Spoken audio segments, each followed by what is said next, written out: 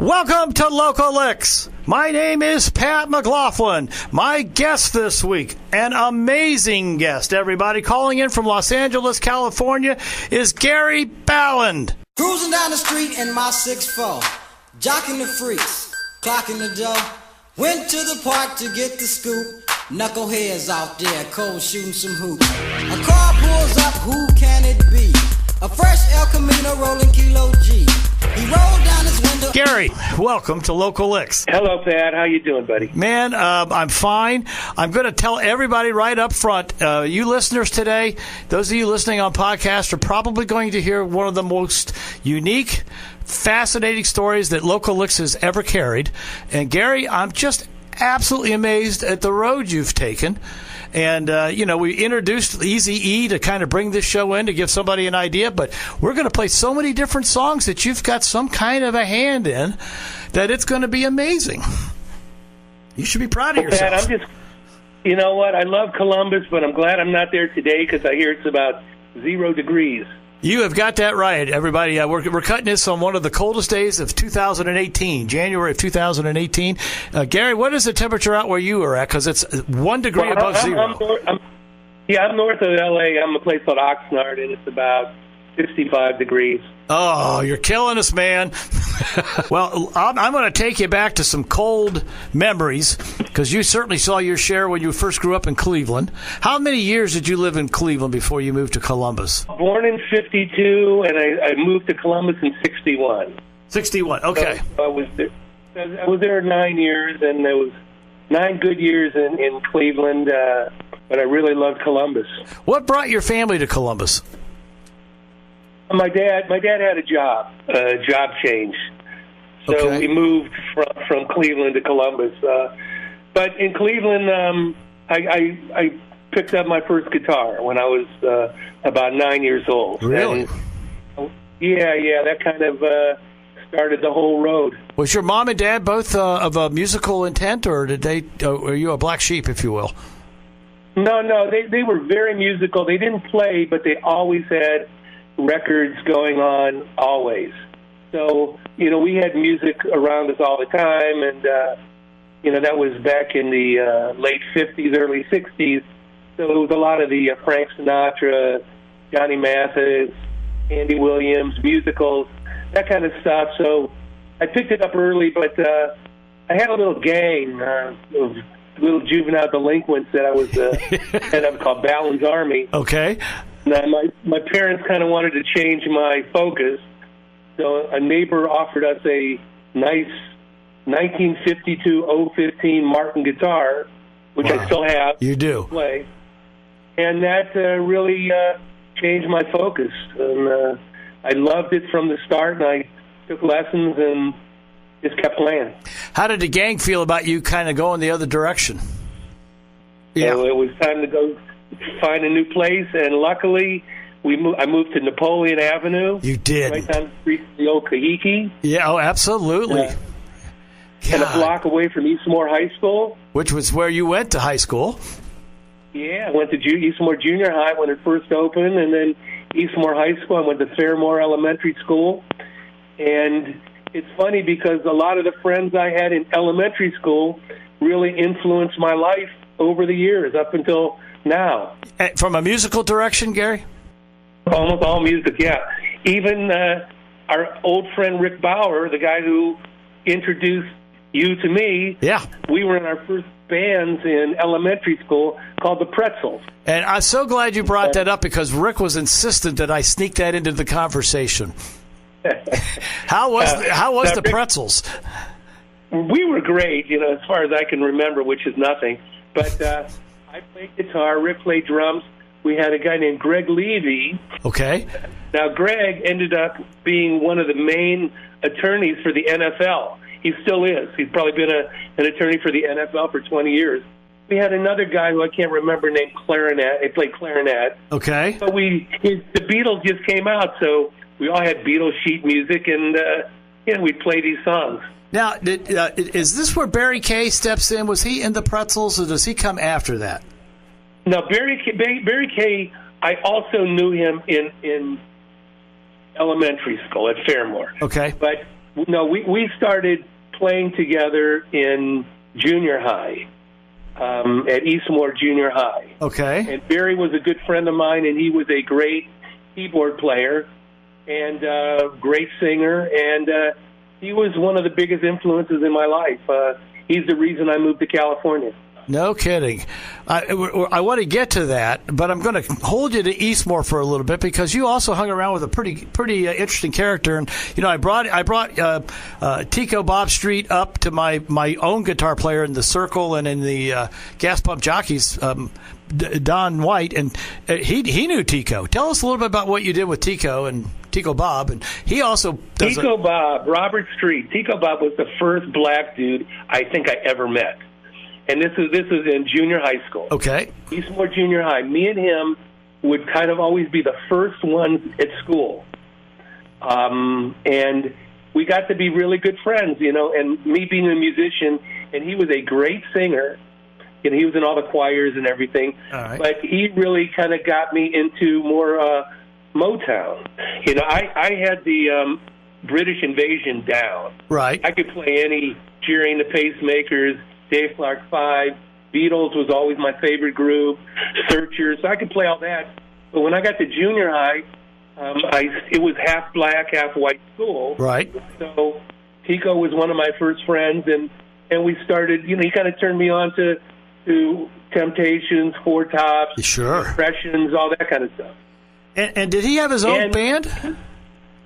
Well, this wasn't, not in junior high. Okay. I don't remember him having a band in junior high, but once we got to high school, we put a band together with Barry Kay and Tico Bob. Okay. And it was a 12-piece soul band, and we were called the Contemporaries. Wow. And we were great. We had a guy named Paul Kauser on drums. Sure. Dan Willis on bass. Okay. I played guitar. Is that right? Now, was Dave Bennett in that lineup, or is he? No. We'll get into Dave Bennett after this. Okay, so you do know Dave Bennett. Then good. I love Dave Bennett, but he replaced me in the Contemporary. Oh God! And I was ready to kick his butt, but he was such a nice guy that I didn't, and he was such a great player. Wow. But I love Dave. Dave Bennett was a beautiful, gentle soul who was an incredible guitar player. Died way too early. Way too early. Speaking of early, I just can't believe how quickly we've burned through our first segment already. We're going to go to commercials. Everybody, you're going to hang around, and you're going to want to tune in next week as well. Gary Ballen is in the chair, calling in from Los Angeles, and he's got stories that are going to blow you away, as you've already heard, and you're going to hear it all right here on Local Licks. Yeah, I'm just sitting here counting my money, wondering why you're in love with me, honey, and why everybody is so high-strung these days. The price of living here has gone sky high. Guys like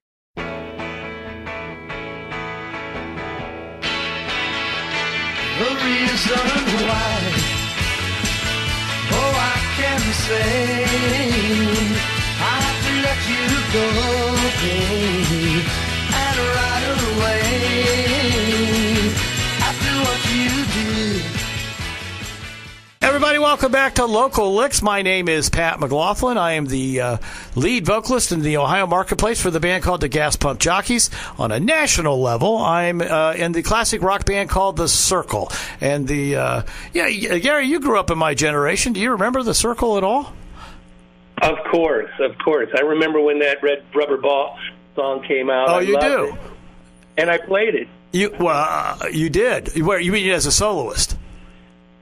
Yeah, and I didn't know. I had no idea you were even a musician until today, when I kind of checked your email to me, and it said the Circle, and I didn't know what that meant. And then I looked at it, and I said, "Wow, man, Red Rubber Ball, I love that." Oh, you're very, very kind. Thank you for doing that. So you actually can remember that song? Oh, of course. Well, you know what? I'm going to... I'm the human jukebox. I don't forget anything. Well, that is cool. So, Gary, we were discussing offline, and I'm glad you brought it up because we're going to talk about it now. We brought you in with a song by the Byrds, which is, by the way, I picked that song out particularly out of the Byrds calendar because it's my all-time favorite song, Feel a Whole Lot Better. But you often went to the swimming club on James Road. It was called the Holiday Swim Club. And I would ask if you could go into some details about what it was like as at that club and who did you see there. And you can start with the Byrds if you like. Well, yeah, the Byrds were there, which was unbelievable. They have like a national act from California come to the Holiday Swim Club. And they played outside. It wasn't inside. It was an outside. Yeah. And it was Chris Hillman's 17th birthday. Really? And so, yeah, and they were amazing. I mean, of what I kind of couldn't remember, but I also saw the McCoys do Hang On Sloopy.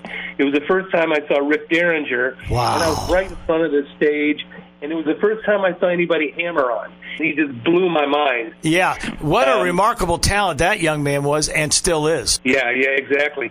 And all the local groups, the Rebounds, the Dantes, Music Explosion, that was the place to go on the east side. I lived on the east side, so that's where we would go. Plus, I had these friends that were hoods. They were in a group called the East Side Sewer Rats. I don't know that. And then there were these other, and there were these other hoods called the Chosen Few. These are all bad dudes, start fights and everything. So it was kind of fun hanging out with those kind of guys because they were very colorful, if you know what I mean. And it may have been an early training ground to some of the topics we'll be getting into through your interview. With regards to some of the people you hung out with in L.A. later on in life.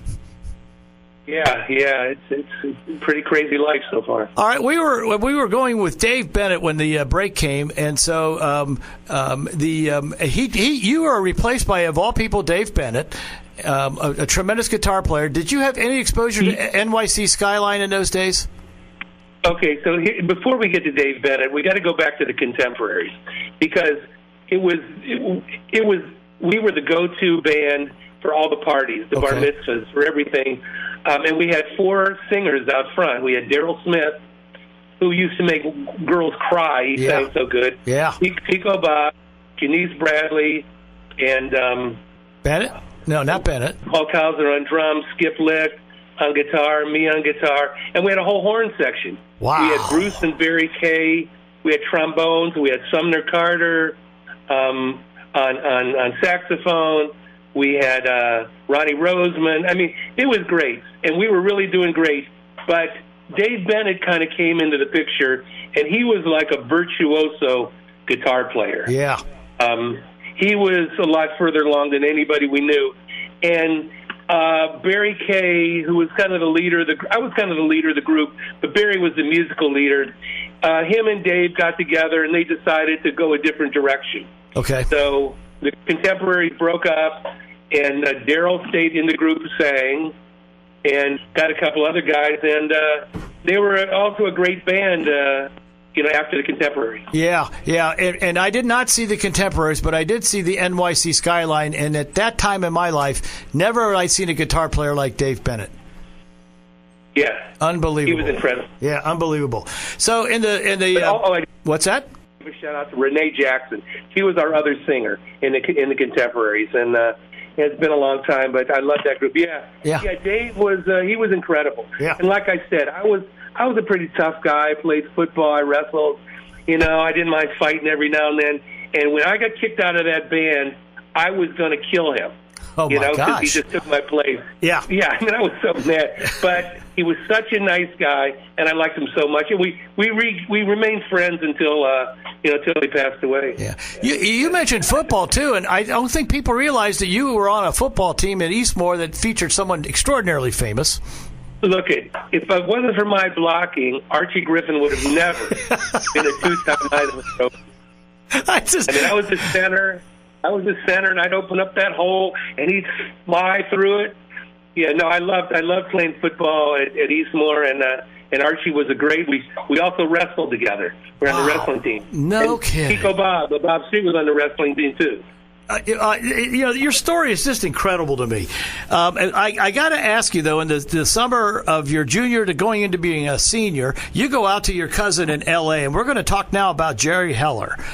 And we're going to talk about him twice in this interview. Let's talk about the Jerry Heller you're meeting in 1969. Well, Jerry Heller is my cousin, so I've known him my whole life. Yeah. And Jerry, at the time in the 60s, was a big-time agent in L.A. for the Guess Who, the Grassroots, the Standells, the Animals. He brought Elton John to his first gig at the Troubadour in the United States. He brought Pink Floyd in. So he was big time. And I came out and spent about 2 weeks staying with him and another cousin of mine. And it totally changed my life and blew my mind. He took me to the Whiskey A Go-Go. I was like 17 at the time. Wow. And I sat next to Eric Burden and Helton Valentine from the Animals. I'm watching the Flying Burrito Brothers on stage. It's the summer of '69, so it's insane out on the streets, you know. Unbelievable that somebody as close as a cousin has done so much great work with those bands, and you're rubbing elbows with the best of the day. Unbelievable. I've got to... Yeah, go ahead. Another thing I just want to mention is I had another cousin, too, Cousin Joanne, who turned me on to something also I wasn't familiar with. It was called the Lighthouse, which was the foremost jazz club maybe in the country, but at least on the West Coast. Okay. So I started getting into jazz while I was there, too. I went and saw Mose Allison and Sonny Stitt, these two incredible jazz players. And so, you know, between hanging out with Jerry and hanging out with Joanne, you know, it really kind of lit up my musical, brain. Well, you're not kidding. I mean, your band, The Contemporaries, really reflected who you were at that time. You were, in fact, a musical contemporary. And, these stories are incredible to me. I've got to go to a break, everybody. When we come back, we're going to pick up some of Jerry's post-high school experiences as we interview Gary Ballen from Central Ohio and ties to so many artists you will not believe. You're going to hear it right here on Local Licks.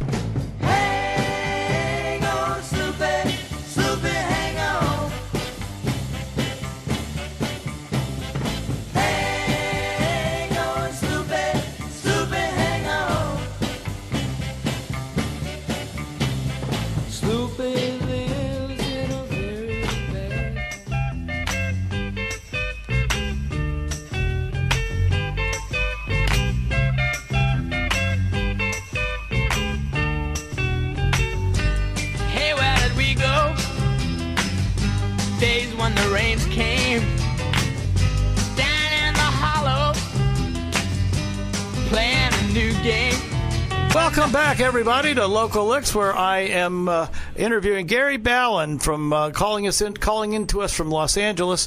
And Gary so far has recounted his early days of going through a number of great experiences at Eastmore High School, not only as an athlete, but certainly as a musician, and seeing some of the great acts of the day.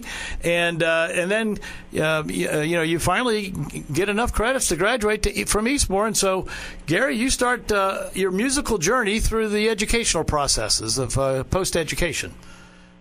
Yeah, I barely graduated. Welcome to the club, my friend. my grades were okay, but me and some of my buddies went over to Bexley. We got caught by the Bexley police, and this was right before graduation, and they were trying to keep us back, but one of the guys who was with us, a guy named Kevin Jones, his dad was friends with the principal at Bexley. That's the only reason we graduated. Really? We were crazy back then. Man. Yeah. Well, you did dodge a bullet. I did.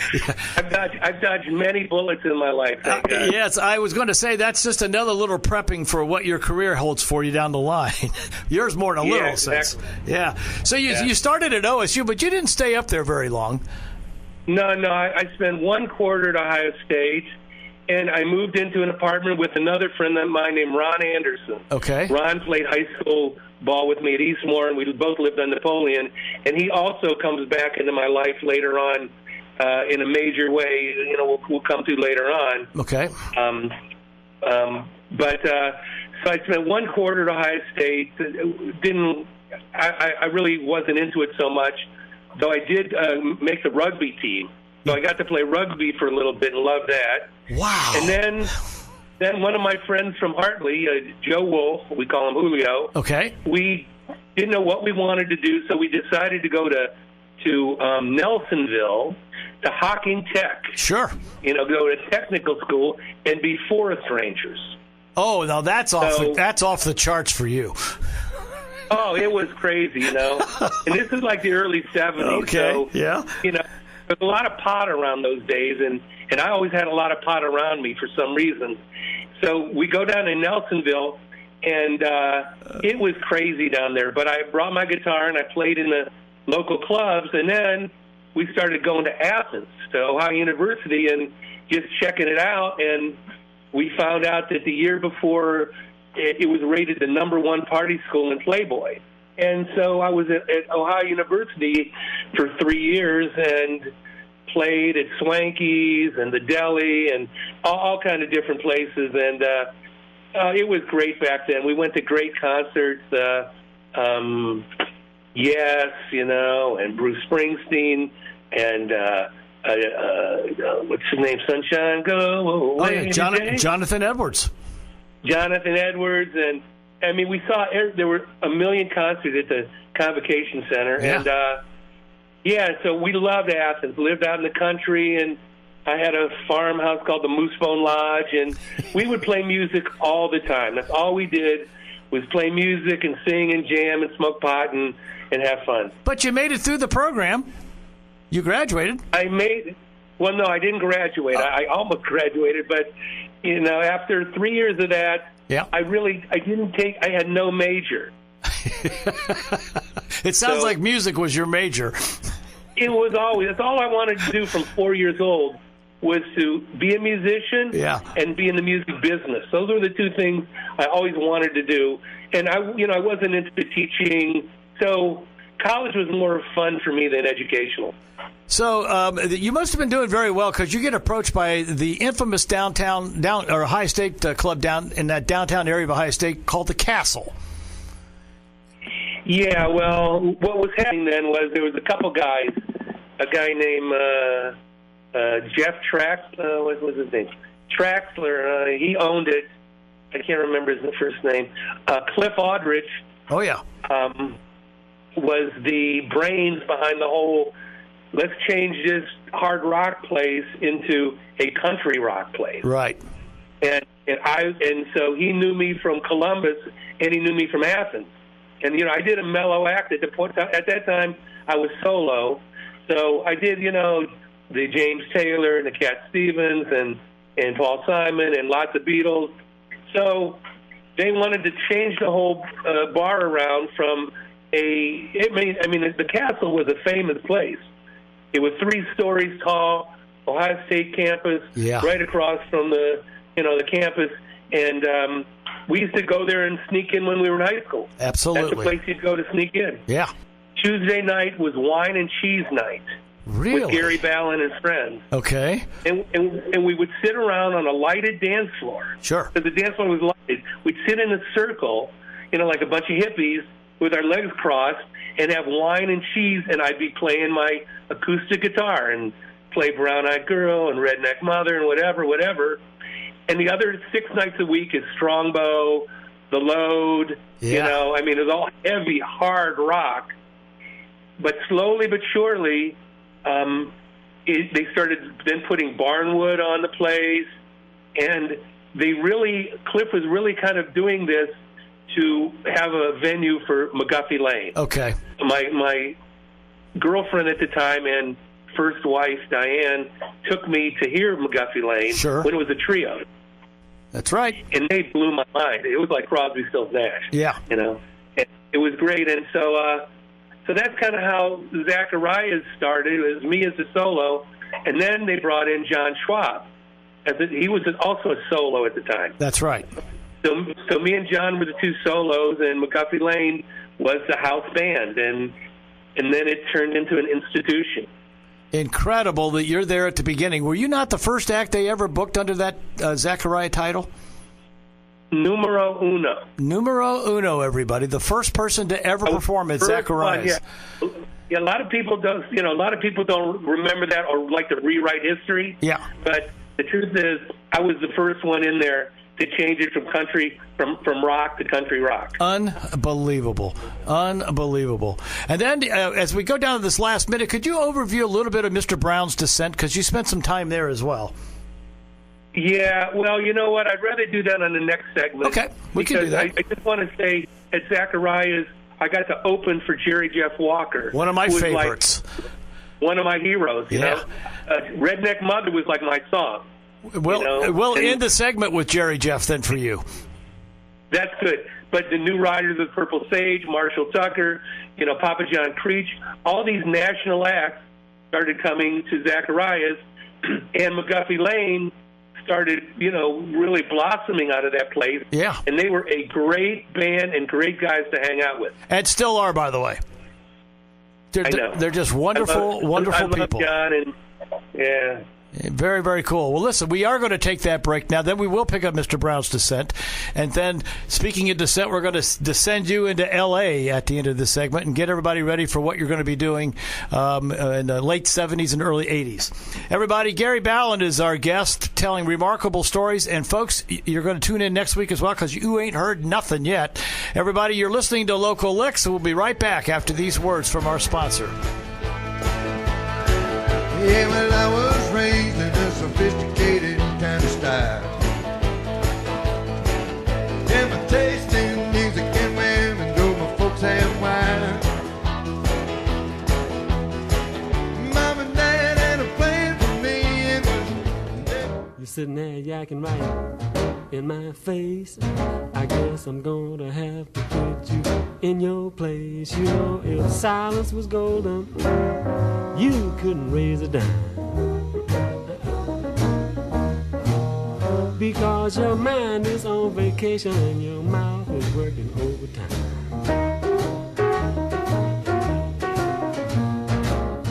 Everybody, welcome back to Local Licks. I'm Pat McLaughlin, the lead vocalist of the Gas Pump Jockeys. And a national level, I'm one of the members of the classic rock band The Circle. Our guest today, Gary Ballen, has been telling just one great story after another. He is he was at the end of the last segment sharing some of the experiences he had at the infamous Zacharias Red Eye Saloon with one of our good friends, John Schwab and McGuffey Lane, among many acts that you perform with. And then you take another role within the campus community. If I may just kind of pick up the ball and hand it to you. Yeah, sure. I had another friend of mine named Fuzzy, and me and Fuzzy decided to promote concerts at another great bar in Columbus, Mr. Brown's. Yeah, amazing bar. And it was kind of a dive bar, but all the bands played there, all the local bands. That's right. And they were great. When I was in California in the summer of '69, I told you my cousin Joanne took me to the Lighthouse. So I had in my mind a jazz club in Columbus. So between me and my friend Fuzzy, we opened a jazz club at Mr. Brown's that we called Major Chords. And we brought in not only jazz acts, but folk acts. So we brought in like Sonny Terry and Brownie McGee, Dave Van Ronk, who was a big influence on Bob Dylan. You bet. We brought in Jeff Garrity and Amos something. But we also did a lot of jazz groups. We had Mose Allison and Sonny Stitt, the two guys I saw in California. I brought them in. We had Eddie Harris. We had Yusef Lateef. We had Eddie Jefferson, Richie Cole. So all these really famous jazz players were now coming to Mr. Brown's, which we called Major Chords. And so I owned the sound system. I opened the shows a lot of times with a trio I had, Gary Ballen and friends. So we'd play more jazzy stuff, and we'd promote these concerts. And it was great. It was a real learning experience, and we brought some classy acts to Columbus. And to your credit now, you are expanding your knowledge of the music business in the literal sense. You are now promoting and booking and learning the business side. Exactly. Yeah. It's like I always wanted to, even at a young age, I never wanted to be a star. I never really cared that much. I just wanted to play for fun. I started learning, I owned a sound system, owned a sound company, owned a T-shirt company, which I also did merchandising for McGuffey Lane for a while. And I started a promotion company, with my friend Fuzzy. So yeah, I was always doing the business. And of course you were inspired by Jerry Heller, your cousin that we brought up, and you did one more thing which no one's really talked about. You did Rally in the Alley with Willie Phoenix. And Yeah, that was my last day in Columbus. Going back to elementary school, my friend Barry Kay. Yeah. He had a band. He went to Athens, went to OU, had a band called Kid Brother. Okay. And that band got signed to a major record deal out of California. Wow. And they moved to California, and their dad, Big Ed, Eddie Kay, who I used to sell bagels for on Kellner Road, which is now Block's Bagels. Oh, that's great. I was great. there when it was called Hot Bagels, yeah. But Eddie Kay, he leased out a big room in Northridge, California, part of L.A., Yeah. for a rehearsal studio. And that's where Kid Brother rehearsed to go on tour. So I got a call from Barry sometime in 1978. He said, Gary, we're going on tour. We want you to come out and manage our recording studio. So that was the call I've been waiting for. Wow. So I did Rally in the Alley, played to about 5,000 people in the streets, loaded up a van with a big community light and sound system I owned, and drove to California and started managing a rehearsal studio called Big Ed Productions.